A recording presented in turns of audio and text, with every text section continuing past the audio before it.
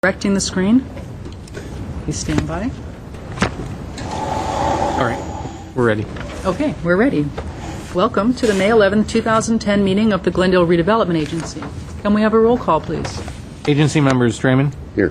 Najarian. Here. Quintero. Here. Weaver. Here. Chair Friedman. Here. Can we have your report, please? The agenda for the May 11, 2010 regular meeting of the Glendale Redevelopment Agency was posted on Thursday, May 6, 2010 on the bulletin board outside City Hall. Thank you. What's next? Next is approval of minutes. So moved. Second. Okay, can we have a roll call? Yes. Agency members Draymond. Yes. Najarian. Yes. Quintero. Yes. Weaver. Aye. Chair Friedman. Yes. Next is oral communications. Okay, I have one card for oral communications. Mike Mohill. Same rules apply to this oral communication as for the housing. It's limited to 5 minutes.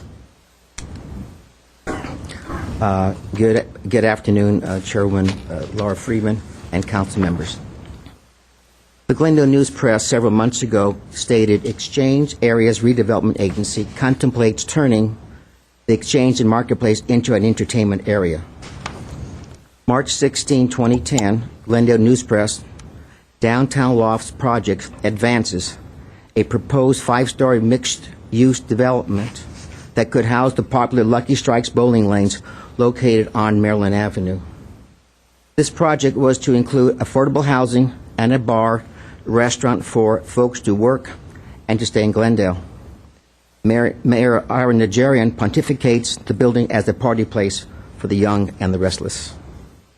The city subsidizes the Alex Theater for nearly $500,000 annually, leaving little money for other nonprofits. The Glendale News Press, May 10, 2010, the redevelopment agency led by Councilman John Draymond wants to move public art by changing the downtown specific plan so that 1% development fees go directly to the urban art decided by the redevelopment agency. These fees could be used city art programs. Last week, the City Council allocated about $83,000 to an outside consultant to promote art in empty storefronts. Last year, this council decided to bond the city for approximately $4 million for the Neon Art Museum. I find it interesting this council is big on promoting art, as emphasized by Mr. Draymond and Councilwoman Laura Freeman. But the first big project proposed for the art district, which might lead for our new art district, the council chooses a housing development, not even high-end housing development. Featured on the main floor is a bowling alley, a bar, a restaurant as art. Question.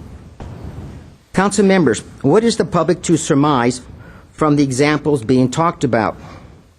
Many people in Glendale question bringing the failed Neon Art Museum from Los Angeles to Glendale, and this museum is not even located in the Exchange District. If one has been reading the newspapers this past year, one would have read about how MoCA, the Museum of Contemporary Art in downtown Los Angeles, is struggling and looking for many lifelines as possible. Council members, would it not be more prudent, even at this time, to contact the board of directors at MoCA and see how we could piggyback with the museum and have a satellite museum right on Maryland Avenue? This museum is world famous and could definitely help the image of Glendale as an arts destination.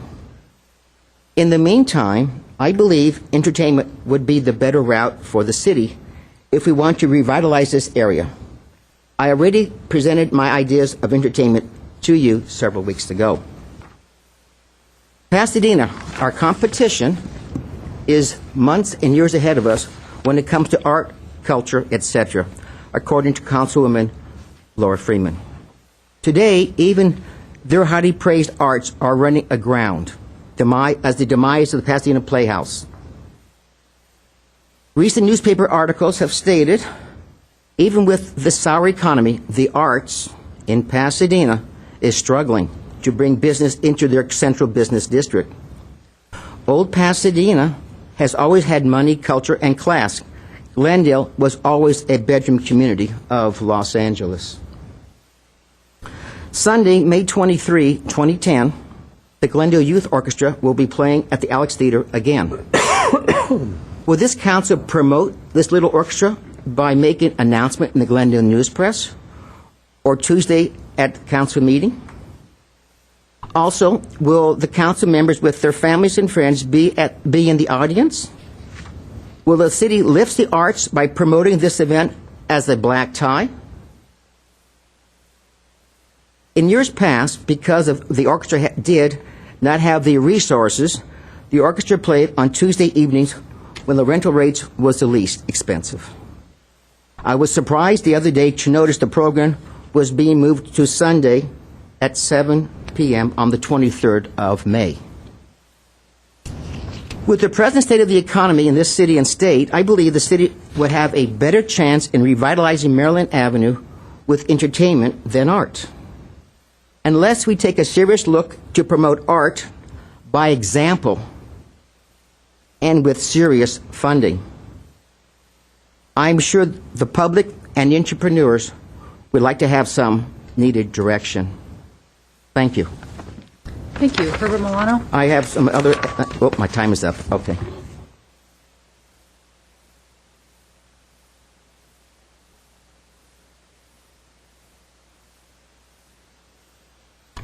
Thank you very much, Redevelopment Chair Friedman, members of the Redevelopment Agency, city staff. My name is Herbert Milano. A few months ago, I've made a request from the using the California Public Records Act in order to get an evaluation, sort of like an independent evaluation of the performance of the Americana ad brand. The Redevelopment Agency has this agreement with Caruso Affiliated Holdings, and it's the prerogative of the Redevelopment Agency to get a review of those documents because it has a profit-sharing agreement with the Americana ad brand or Caruso Affiliated Holdings. I made a request, and for the partial year of 2008 that ended in the calendar year 2008 for about from May through December, I was able to get the information, the financials, the income statements, the property tax expenses, the income that was derived from it, sales taxes, and so forth. But because it was a partial year, I was interested in looking at the whole calendar year. I wanted to see if the projections that were made back in 2004 by the consultants that were hired by the Redevelopment Agency in the city, whether those projections are basically bearing out. Are we getting the type of return on those investments? The city officially invested $77 million, but the data I collected shows me that we spent over $84 million just on the property acquisition alone. But be it as it may, we still needed to know or independently assess what has been the return on that investment, property taxes, sales taxes overall. I'm having a significant amount of difficulty getting my California Public Records Act request to be fulfilled by the city attorney's office. I've been making requests every week, and I'm pretty much denied that. I don't know if the next step is for me to file a lawsuit to try to get it, but I prefer not to. Some compliance have been done, but it was not responsive. I was given the sales tax by economic area in the city of Glendale, but that doesn't give me the information that I need with regard to, evaluating the Americana brand finances. So I'm coming before you just to let you know that I need your assistance in trying to get that information, because so far my request has been non-responsive. Thank you very much. Thank you. Any responses? Well, Madam Chair, let me respond to Mr. Milano this way. We provide him with the documentations he requests to the extent they exist. We're not Mr. Milano's research arm. So to the extent that he's asking us to do research with respect to Americana, maybe prepare a report that hasn't yet been presented to you, we're not obligated to do that. But he does receive any documentations that we have, and of course he can put numbers together. We have presented to you in the past a review of the Americana. You recall that. And at some point in the future, when we have a full year and we have the sales tax figures on them, we'll prepare another report and bring that to you. In the meantime, any documentation we have, the subject to Public Records Act request, he can request. We will provide him. If his request, though, is to essentially assemble data, we're not Mr. Milano's research arm, and we don't do that for the public generally. The comment, it's been said many times and repeated again. Mr. Starbuck, correct me if I'm wrong. Americana was not built with agency funds for financial return. It was built for the benefit of the public, which it has served. So we were not expecting to make money on the Americana. There will be cost sharing when you get to a threshold, and that's what we're looking for. But the Americana was for the citizens of this city and has succeeded greatly in that way, at least from the people I see down using the Americana. Is that about right, Mr. Starbird? Basic reason we built the Americana? Well, that's underlying philosophy. I think what Mr. Milano is asking for is numbers that relate to, for example, the 33433 hearing and analysis you need to do to justify the level of support that you're providing to Caruso-affiliated and the Americana originally. And that analysis had a number of projections relative to property tax revenues, employment, and the likes. I think he's looking for numbers to verify that. And what if they didn't match up? I mean, you have been presented with analysis post-opening of the Americana that has looked at things like sales tax production, property tax revenues, and obviously in this economy, those are going to be less than were originally projected 4, 5, 6 years ago. So what would we be doing? Shutting the Americana down because they didn't make expectations? But you're getting to your question, Mr. Weaver. Yes, in the past, I have expressed to you and the predecessors in the council who approved the project that the Americana is not about economic return on investment. It's about revitalization of downtown, creating an attractive economic center here. A lot of things are economic, but a lot of things are not economic about the value that kind of development brings to the community. It's not just about the return on the economic investment from an economic standpoint. Thank you. Thank you. So I'll just make a quick comment to Mr. Milano that if you think that there's a document that the city is not generating that we should be generating, or information that you think we should have, that maybe suggesting to us to do that and giving us the reasons why, and we can choose or choose not to open a discussion about whether the city should generate that kind of a report, might be a better way to go than a public records request. What's next, please? Well, Mr. Draymond. I have a comment, but not related to Mr. Milano, related to Mr. Mohill. First of all, I want to touch on the character, and you need a program to follow this, because one week it's in support of the commentary, is in support of the Museum of Neon Art. Next week it is not. I will leave my colleague, the mayor, Mr. Najarian, to speak for himself when it comes to his own comments being interpreted by Mr. Mohill. I don't believe the news press or Mayor Najarian used that phrase about the young and the restless. But in any case, it's a clever phrase, Mr. Mohill, but I don't think that was it. But in any case, with regard to the Museum of Neon Art, the characterization that it is a failed museum. I wonder how many museums, how many failure museums that have been in business for 18 years and counting. It is the preeminent collection of not only historic neon on the continent, as well as one of the preeminent light and neon art galleries. For that failed museum, the city of Glendale was in competition with the city of Pasadena, which you were praising, as well as the city of Los Angeles. So I guess whatever a failure to understand I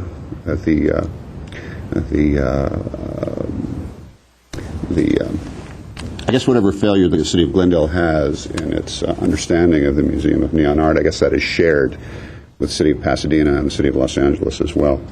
And so that is my comment related to that. And then lastly, you'll be happy to know, Mr. Mohill, where we do agree, is the issue of satellite gallery.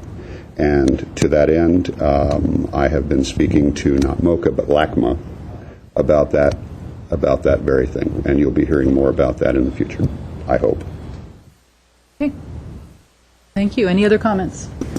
Okay. What is next, please? On the business agenda at 6A is Director of Community Redevelopment and Housing regarding status of citywide brand and destination campaign by North Star Destination Strategies. At 6A1 is a motion to note and file the report.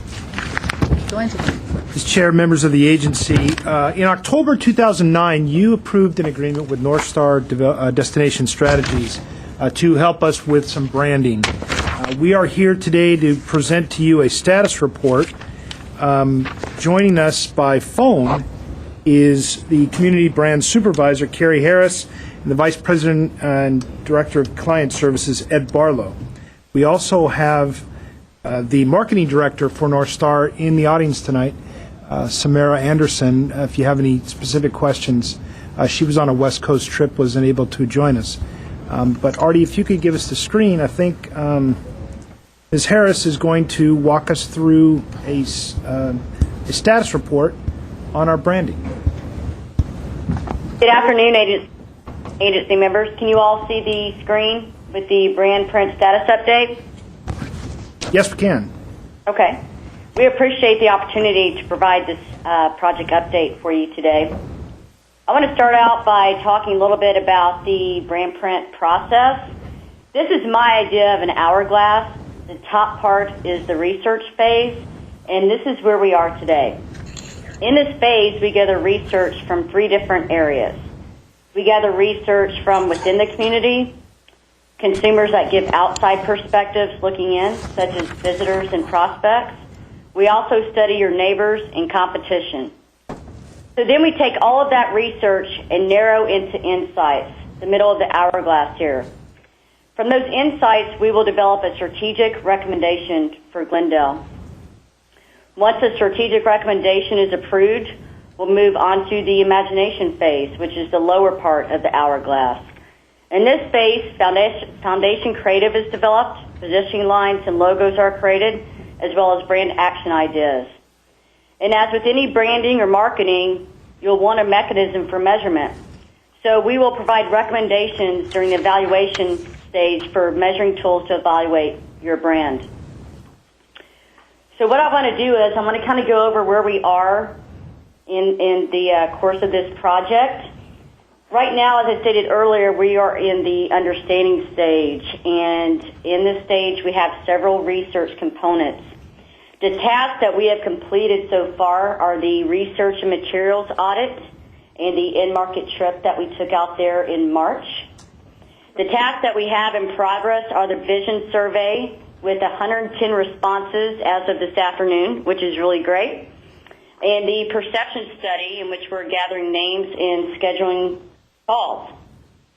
Other research tasks that we will be completing during the stage are the competitive positioning review, the community-wide survey, which will follow the vision survey, the brand barometer, which is part of the community-wide survey, the quantitative consumer awareness and perception study, and the resident and regional footprint tapestry profiling.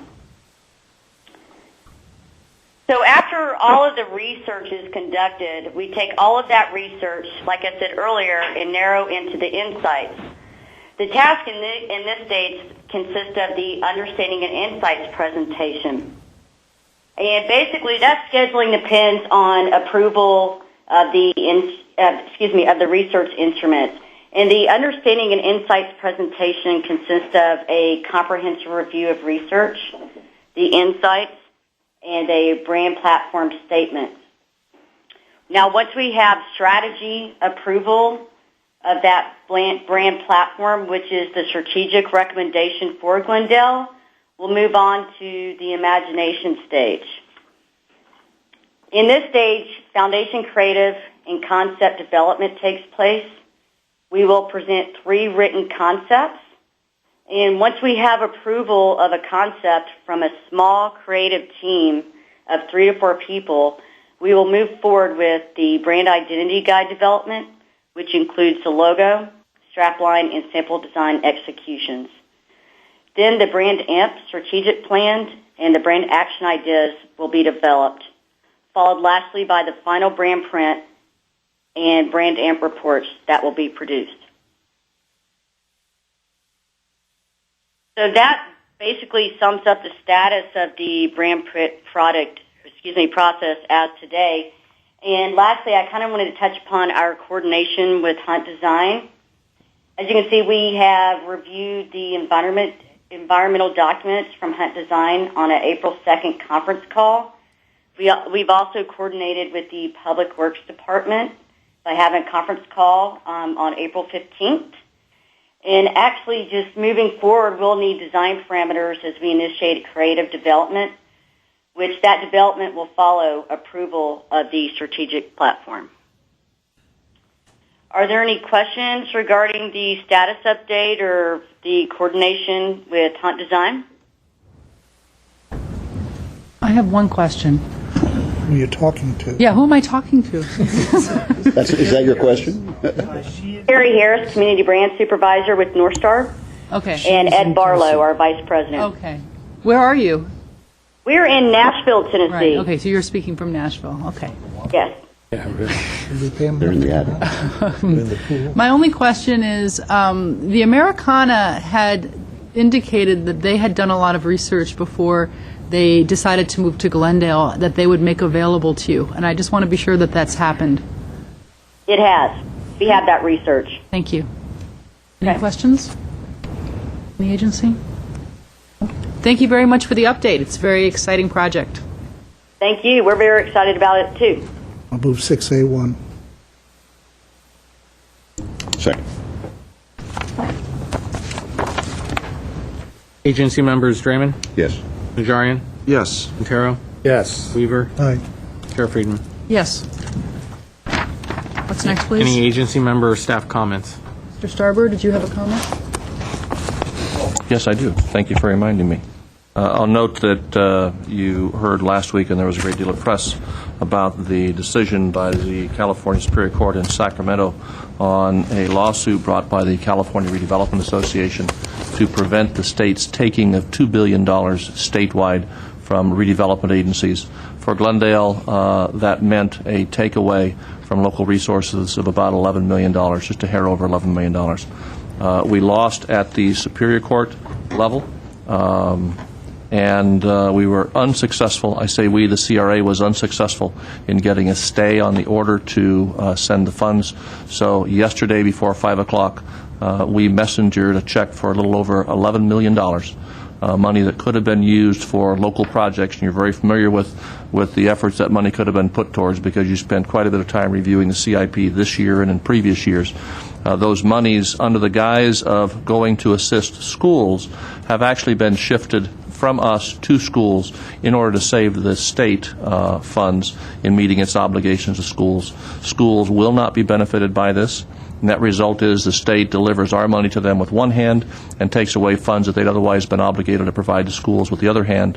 The beneficiary of this take of local resources is really the state in its efforts to close its $20 billion budget gap. The California Redevelopment Association is planning on filing an appeal. They did file an action with the appellate court, again, to attempt to get a stay on sending the funds, and that was also unsuccessful. My concern long-term is twofold. One is the loss of this $11 million. And if the California Redevelopment Association is successful at the appellate level overturning the decision, it's highly unlikely we'll still see the return of these monies because there's a strong separation between our judicial system and our legislative system. It would likely take an appropriation of funds to reimburse the $2 billion. That is unlikely going to happen. And in fact, the California Redevelopment Association was successful last year in stopping the state from taking what was then $350 million from redevelopment agencies. As a result of winning that lawsuit, we didn't make that payment, which would have been about $2 million. And the California Redevelopment Association received a judgment, and as a result also received a judgment for attorney's fees from the state, but again under the same premise of separation of judicial and legislative powers. The state would have been obligated to first appropriate the funds, which they didn't and likely won't.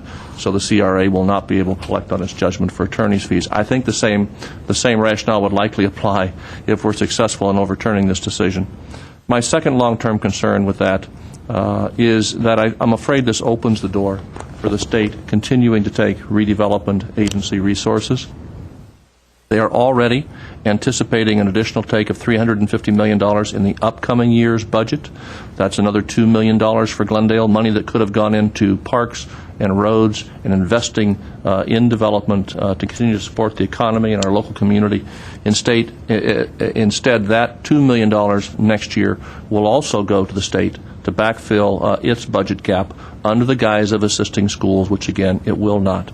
My concern is that $350 million statewide could very well turn into another $2 billion take, which could mean $2 million plus for Glendale. It was an easy target this year, and they had originally planned $350 million this year. As they got into preparing this year's budget, that $350 quickly went to $2 billion. My fear is that could happen again as they get into their May revise and they start to get down to the tough negotiations over how to balance their budget, for which we continue to see a growing gap and a greater crisis. So we again see, when we all are wrestling with difficulty with the economy, closing our budget gaps. At the local level, we live within our means. We haven't depended on the state sending us any money to bail us out. And instead, you've cut resources, you've cut programs, you've cut projects, and you've done with less in order to live within your means. The state now, during the worst of times for all of us, the local level, has now reached down and taken $11 million from us, money that could have gone for parks, roadways, and economic development, and instead use that to balance its budget under the guise of benefiting schools in some way, again, which it will not. So, Madam Chair, I'm sorry to say we had to send that check off yesterday. The money is gone, likely never to return, and now our concern is with respect to the upcoming year, when I'm afraid they could very well move from the $2 million they plan on taking to some number far greater than that, now that the courts have opened that door for them. The thing that frustrated me is when we went for the stay, with the judge to rule that there is a reasonable relationship between redevelopment agencies that are to eliminate blight and the schools. A reasonable relationship. I wonder where that judge went to school, because I can't see how you get reasonable relationship between a blighted area and a school. And by the way, when I don't care who you're voting for the next election for Assembly and State, Senate, ask them how they stand on this. Are they going to go up and fight to keep local funds here? Everyone I've ever run into in the last 14 years has promised it and then never delivered at all. So we're going to see worse times in the future from the state. Nigerian. So with regard to our budgetary outlook for the agency, are we going to reassess our previous assumptions, backwards and looking forward? Yes, going into this year, we anticipated this issue and, in effect, cut back our projects list and the things we'd like to do in order to set the $11 million aside. We can withstand this. It's not without a great deal of pain, but we can withstand it because we didn't proceed to program it. We anticipated worst case, even though we kept our fingers crossed and felt confident that we'd win the lawsuit. The judge saw differently. As a result, we made the payment, and it doesn't impact the current programming. There are a lot of things we would like to have done, but we won't do. With respect to the upcoming year, though, we need to continue to keep the pressure on the state. I'm not sure that'll do much good. Mr. Weaver, you're right. We met with our local legislators here, and although there was a fight to help preserve gas tax, our Assembly member, I will tell you, I think our concerns fell on deaf ears for the most part. I mean, most of these items of local taking breezed through the Senate. Both the redevelopment agency take and the potential take of our gas tax revenues, which I will tell you would have put what little bit of a street maintenance program we have into a tailspin had that occurred. And that got blocked in the Assembly. And our Assembly member was front and center helping to protect those funds. The state does have a difficult situation, but it's an issue that has been created over the past decade and can't be solved in just a few years, and certainly can't help the state's economy by taking money away from local programs that are going into construction projects and programs at a local level. But my biggest fear is next year we can't withstand another $11 million take. We just can't. It'll put us close to being out of business. I've heard there is one redevelopment agency that will be out of business as a result of this take. I suspect we'll see more of that as time goes on. The legislation also provided that if a redevelopment agency cannot make its payment, then the general fund of the city can volunteer to make up the difference. The state can't impose that obligation on a city as it has in years past because of the passage of Proposition 1A 3 years ago. But if an agency cannot make its payment, it has what's called the death penalty imposed on it, and that means the redevelopment agency is essentially put out of business for conducting any further business. It can process any existing debt, be in any existing contracts, collect its tax increment, and set aside money for affordable housing, but it really is out of business. And here in Glendale, that would mean a significant impact on our ability to meet the needs of the community and to invest money in local development projects to spur the economy. The sort of thing that the state should be looking to do at this time, not in effect taking money away from. So it's been very bad news for us this week, $11 million worth of bad news. My biggest fear, though, is this may just be the tip of the iceberg, and we will see more threats on the horizon as the state comes to grip with the growing budget problem it continues to face. Thank you. I just want to reiterate for anyone who's watching that you need to be very clear that this is not about schools. This is a shell game. It's a financial shell game. It's about the state not being able to cover their budget and trying to find any way that they can to reach into the city's pockets to do that, and the schools are just an excuse because they think that the public will go along with that. Taking money from redevelopment agencies means taking money away from job creation and economic development, the two areas that we should be investing in. But that's not going to happen, and this $11 million would have gone a long way. We have been talking about parks, we've been talking about creating jobs, bringing businesses into Glendale, and it's going to be very hard to do all of that now. And it's very easy for us to only maybe focus on local city council because we're on television and you know who we are. But we do have representatives. Well, we have one representative in Glendale at the state level. And it's important, if you feel strongly about this, to let that representative know. Because I think that they do often become anonymous and out of reach of the local population. So if this is something that concerns you, please do let your voice be heard. Any other comments? Mr. Draymond. So along with the notion of anonymity, that state representative would be State Senator Carol Liu, should you care to contact her or her office. Thank you. I see no other comments. Do we have a motion to, we have no new business. Do we have a motion to adjourn? So moved. Second. We are adjourned.